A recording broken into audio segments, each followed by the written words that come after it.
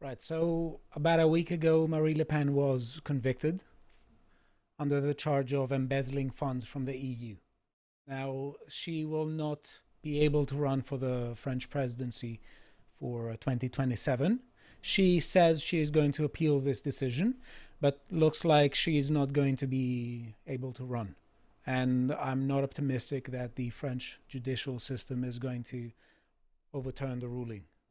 Something tells me that they won't. Right, so she was fined with about 100,000 euros, and she's going to spend, I think, about 2 years under house arrest. House arrest? I think so. That's shocking. Yes. Absolutely shocking. As if she's some sort of danger to the public or something.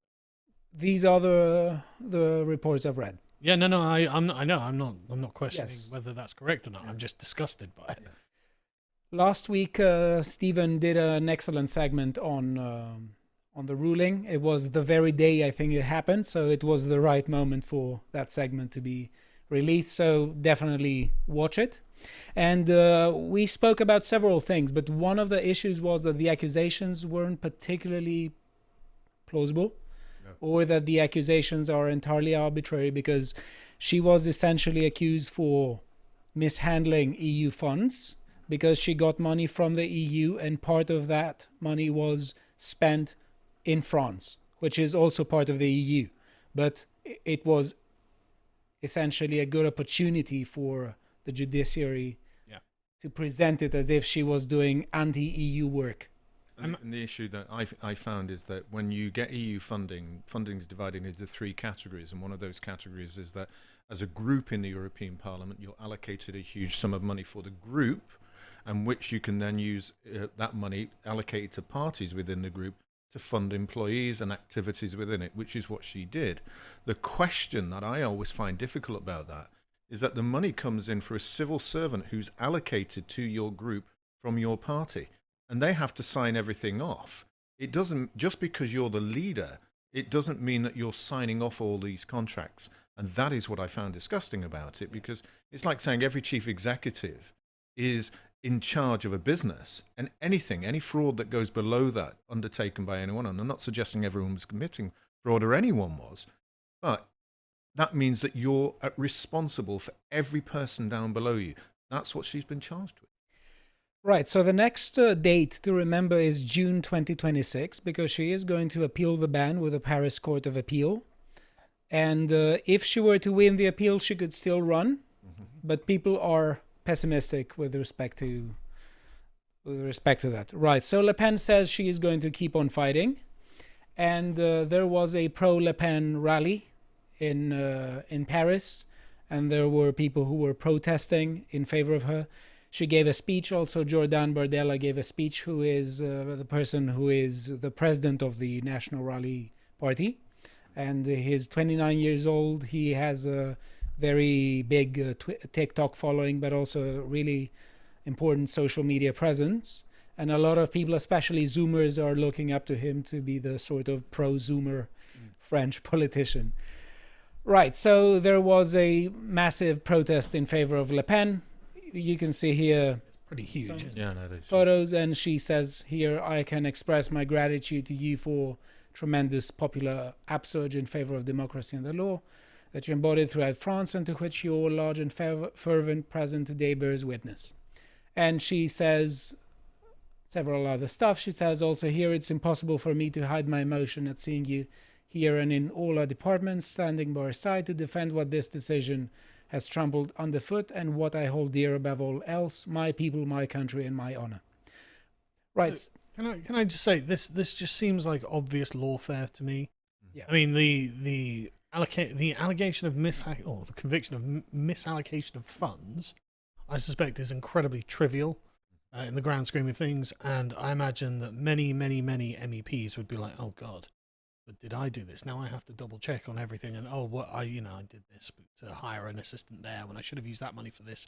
And it's not corruption in the sort of grand scheme of things that we would envisage as being corruption. And it's not corruption because that's what we saw over political parties. And I think when we went through the piece last week, I ran through all the political parties that have been attacked by the European Union in terms of investigations. And all of them were either those on the right or what they regard as the extreme left for doing exactly the same types of activities that the Green Party does, that the Socialists do, that the ALDE did.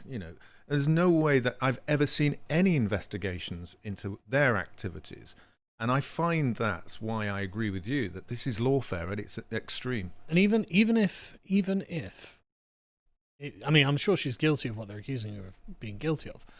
To me, it just seems like it could have been some sort of administrative error.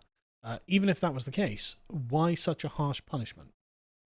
Okay, well, you've misallocated some funds. Okay, well then you have to pay them back. You have some sort of fine. You have some sort of appropriate punishment for what she's done. 2 years house arrest and banned from running from politics for the next 5 years.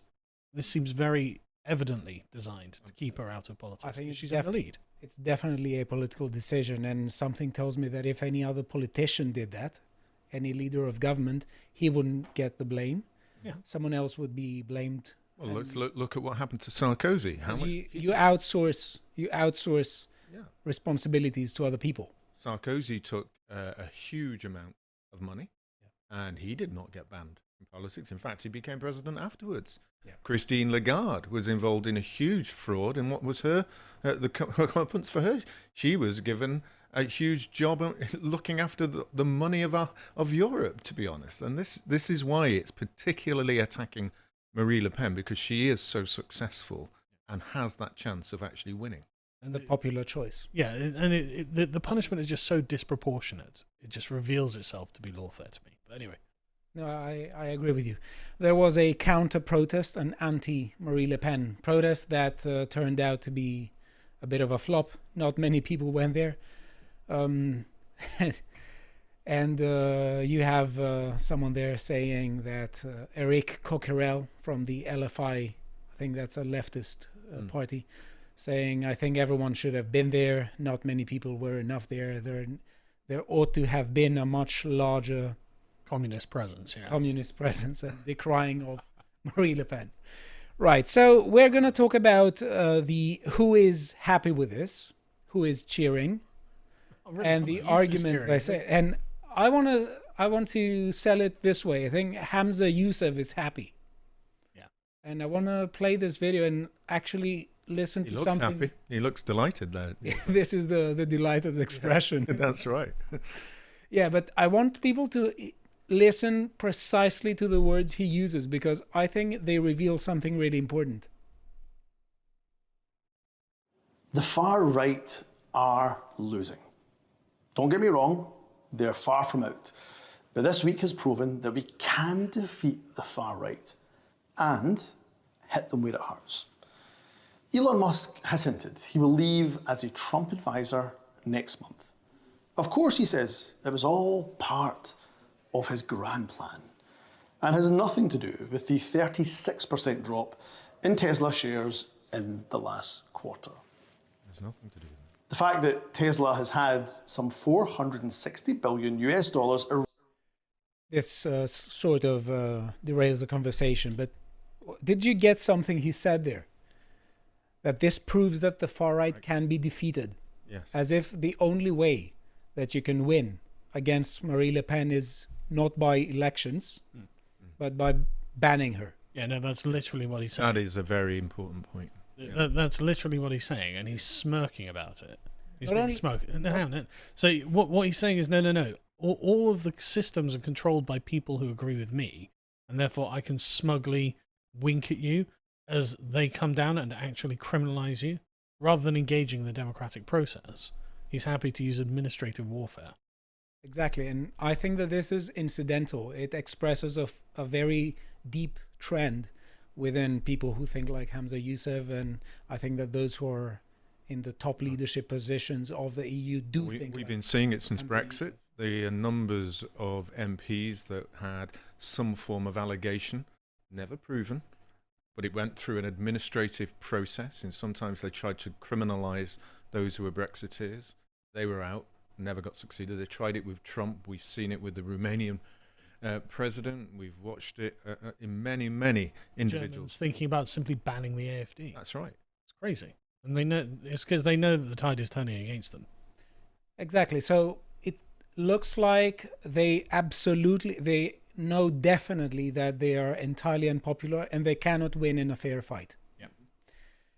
Right. So we have an article by The Economist that hosted an Oxford professor called Tariq Abu Chadi, who in the I'm sorry, but Yeah. every time I hear about this man, who in the article says that this isn't the opinion of the Economist, but he says basically that this is really good for liberal democracy. Oh yeah, why?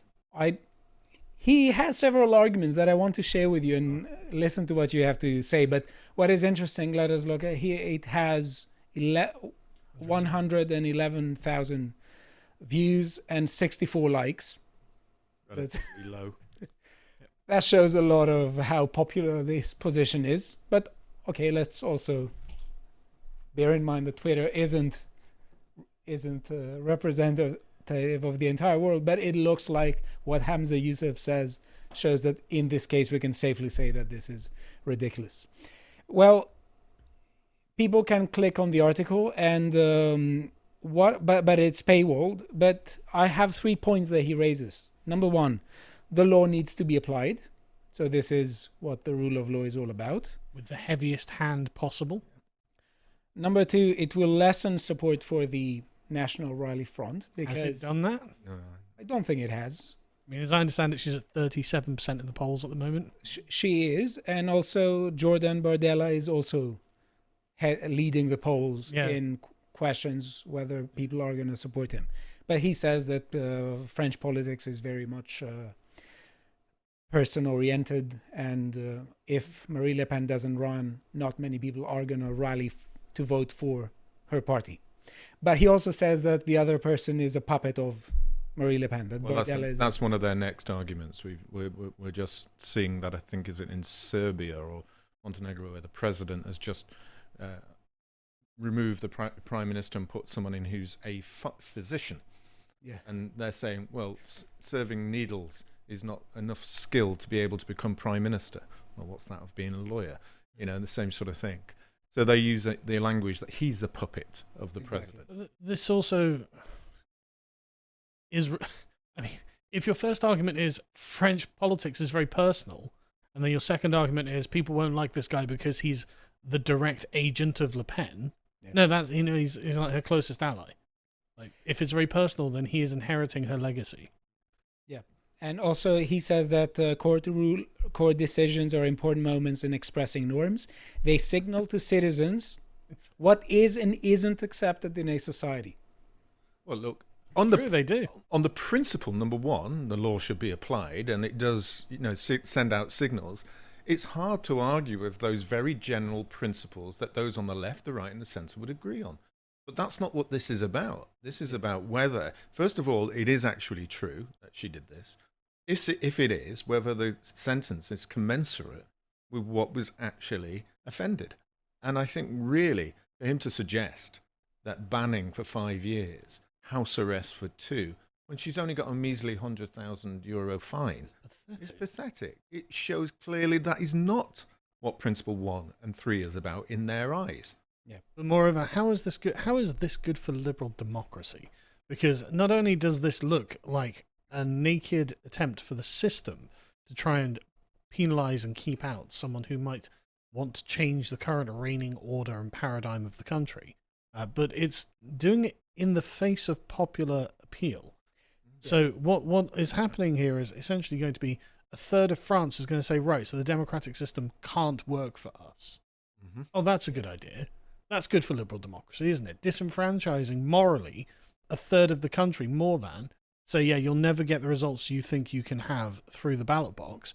Well, if it's not the ballot box, how do they get their results? Do you think they're just going to give up on it and go home?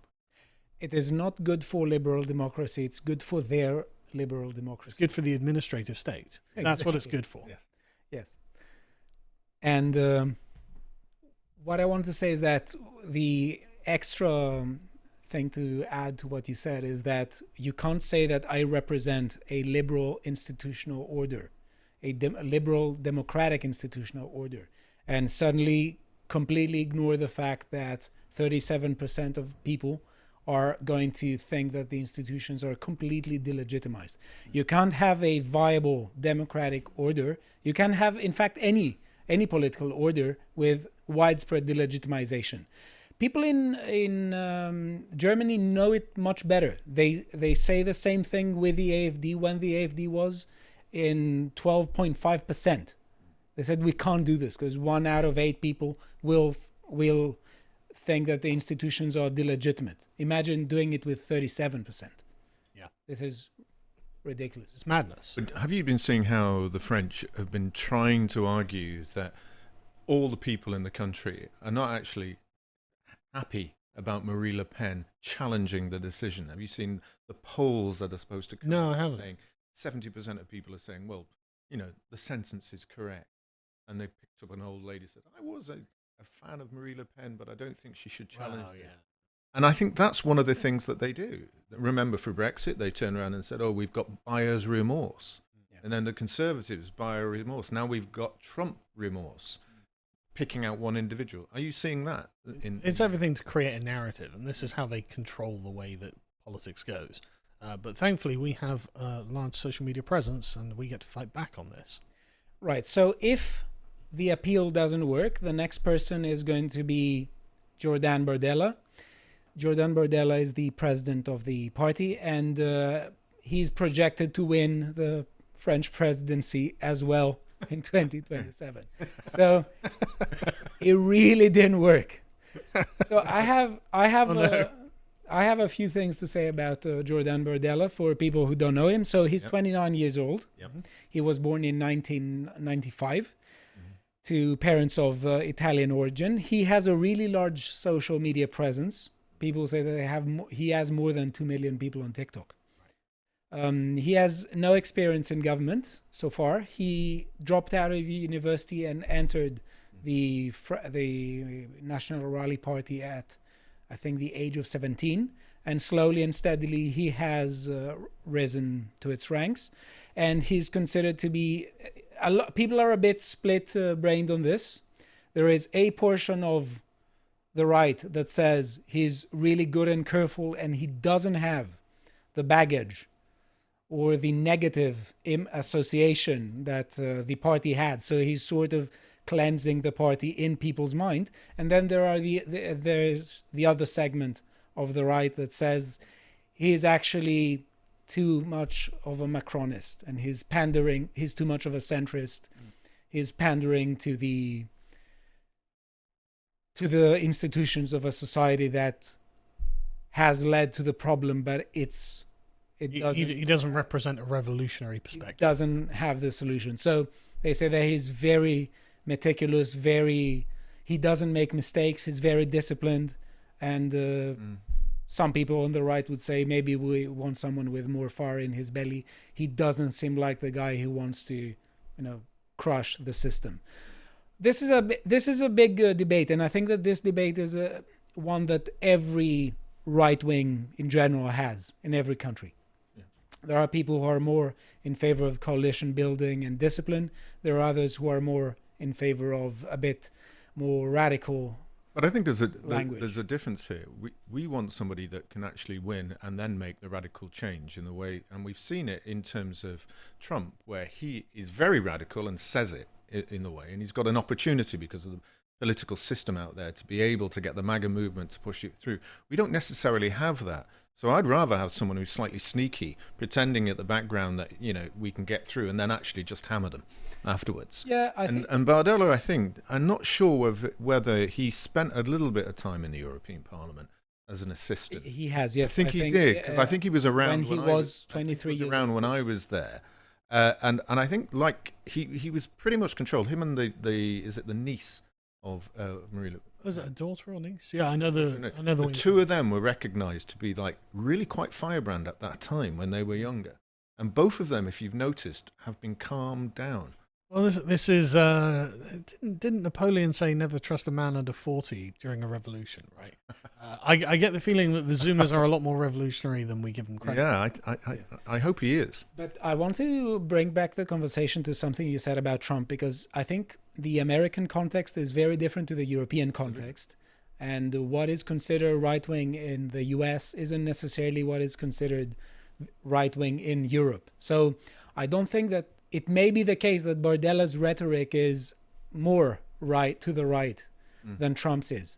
But people say Trump is radical and Bardella isn't, or people in Europe aren't as right-wing as they say. I think that people need to bear in mind that Europe and America are different. Well, yeah. Yeah. But our radicalization is also part of the system of taking away power from the administrative state. We don't want to see them controlling our civil service anymore. We don't want to have quangos and their think tanks that are paid for by those quangos controlling our thought processes or the policies. That's why we need someone radically enough to actually turn around and say we need to introduce laws that actually can be implemented immediately to remove their powers. That's where the difficulty is. And in Europe, it's even harder to do so because their civil service is even more entrenched. Look at the Sorbonne.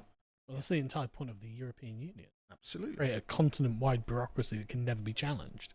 Absolutely. And that's where they're going to have problems. But if they can link up, if only some of these parties could link up and say the big issue is the EU's civil service and let's pull it out with our own, then that's the real radicalization. But I don't think you're going to get that in Europe, unfortunately. Yeah. So I think Or that Britain. I think that the Despite Brexit. Yeah. Sorry, carry on. yeah, no, I think that the debate between whether someone should be a bit more careful and more disciplinarian in his approach and measured, and that between being a bit more radical and showing will to break the system is one that we can have it endlessly, and we will be having it, and different countries will probably require different answers to this. I have this by my friend Raphael, who is skeptical of the National Rally Party, and he thinks that lately people should go and read it. He thinks that basically that the party is dragging itself to the left, and that She's not doing Nigel Farage, is she? He told me his view. Raphael's view is that she isn't as bad as Farage, but she's close to it. But he thinks that basically Bardella is going to be like Macron, Really? which arguably could be worse. Interesting. So while it says the leftization of the party is going well, I've heard complaints about the influx of leftist militants bringing their cancel culture into the National Rally. But for the electorate, the National Rally of Le Pen is still the national front of her father. They don't follow politics closely, don't really see the trend. And he says basically that what Le Pen did for 15 years is what Farage is doing now. She's thriving on the memory of her father, which is still associated to the party in the mind of the older electorate, and her spokesman Jordan Bardella makes funny TikTok videos for Zoomers. And he says that essentially that this he's very skeptical of this strategy. Now personally I don't know. He's French. He has much better idea of what is going on there, and but I think Raphael's voice is an interesting one to bear in mind. I think that what concerns me there is that it's not a grassroots bottom-up organisation anymore. Yeah. I mean, there is an element with any political party that suddenly the top takes over because they've grown and they've become so big, and I recognise that in the National Party. But what is important is whether they're really engaging with those people who supported them and built them, whether their views, their radicalised ideas are still being encapsulated in the policies, and that's where Farage is failing completely. As we can completely see, it's not just moving to the left, he's removing the very fire that's in the belly of most people to be able to succeed in change in this country. I don't even know what Nigel wants to do. I don't even know what his plan is. House of Lords and get a really nice TV slot. Well, exactly. Beyond that, but you know what actual radical change? What any change? What would he do when he was in government? And honestly, it seems to, from his speeches, it seems to be to the left of Starmer. Yeah, I couldn't agree more. I look at the man that kind of encouraged me to step into the field and many others that I saw, and he is not the individual that we saw. But what just it breaks my heart, and I hope that they're not going to break the hearts of the French supporters of Marie Le Pen with Bardella, is that you just don't feel that he's going to make any of those massive achievements that we want. And he'll sell them down the line, as he did with the Brexit supporters when he took their money and said, you can stand oh, we're closing the doors now because of a deal with the Tories. I just feel that that's where they're going. I hope not. I pray for those people who are supporting them and backing them with all their energy and enthusiasm. But if that's what's happening in France as well, that's a sad state of affairs. I think. But I'll end the segment by saying that it's easy to get demoralized, but also demoralization works until it doesn't. And a lot of people are getting demoralized with the completely anti-liberal and anti-democratic rulings of the EU. But they are also getting really enraged with it. So I think at some point demoralization, people will stop being demoralized and become very enraged. So I think that this is something politicians need to bear in mind. If you would like to watch the full uncut version that is also uncensored, head on over to lotuseaters.com to find out more.